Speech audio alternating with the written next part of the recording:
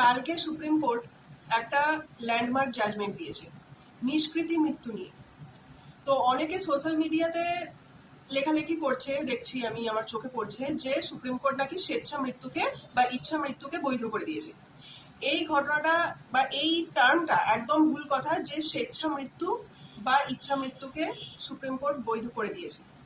এটা একদম ভুল কথা। যেটা সুপ্রিম কোর্ট করেছে সেটা হচ্ছে নিষ্কৃতি মৃত্যু। এই দুটো টার্মের মধ্যে পার্থক্য আছে। স্বেচ্ছা মৃত্যু মানে কি? স্বেচ্ছা মৃত্যু মানে হচ্ছে আমার বেঁচে থাকতে ভালো লাগছে না, যে কোনো কারণেই হোক আমার বেঁচে থাকতে ভালো লাগছে না, আমি মরে যেতে চাই। বিশ্বের কিছু দেশ আছে যেখানে এই স্বেচ্ছা মৃত্যু বৈধ, কিন্তু ভারতে এটা একদমই অবৈধ। ভারতে তুমি ইচ্ছা করে জন্মাতেও পারো না, ইচ্ছা করে মরতেও পারো না। জন্মানোটা তোমার ইচ্ছায় হয়নি, হ্যাঁ, তো মৃত্যুটাও তোমার ইচ্ছায় হতে পারে না। তো যেটা সুপ্রিম কোর্ট রায় দিয়েছে সেটা হচ্ছে নিষ্কৃতি মৃত্যু। নিষ্কৃতি মৃত্যু মানেটা হচ্ছে একজন মানুষের মানে এমন কোনো কন্ডিশনে সে চলে গেছে যেখান থেকে তার রিকভার করার আশা প্রায় নেই বললেই চলে। মানে ডাক্তাররাও হাল ছেড়ে দিয়েছে, এবং তাকে যে বাঁচিয়ে রাখা হয়েছে বিভিন্ন রকম লাইফ সাপোর্ট দিয়ে, মেডিকেল সাপোর্ট দিয়ে তাকে বাঁচিয়ে রাখা হয়েছে।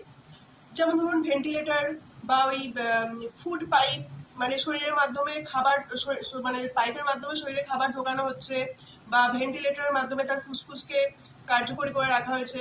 তো এইভাবে একটা মানুষের বেঁচে থাকা আর না বেঁচে থাকার তো আর কোনো পার্থক্যই নেই।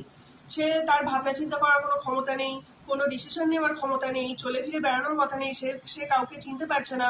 সে তো তাহলে মানে জীবিত অবস্থায় মৃত।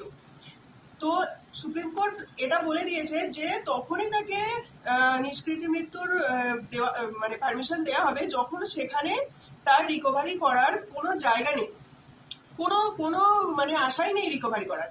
তবে এখনো পর্যন্ত ভারতবর্ষে এই নিষ্কৃতি মৃত্যু নিয়ে কোনো রকম কোনো প্রপার রুলস বা রেগুলেশনস নেই, কোনো আলাদা করে যে আইন ওইটা নিয়ে সেটা নেই। সুপ্রিম কোর্ট এটাও বলেছে ওই জাজমেন্টে যে ভারতের সরকারকে একটা প্রপার আইন তৈরি করতে হবে যে কারা কারা এই নিষ্কৃতি মৃত্যু পাবে আর কারা কারা পাবে না, কোন ক্ষেত্রে পাবে, এইসব নিয়ে তাদেরকে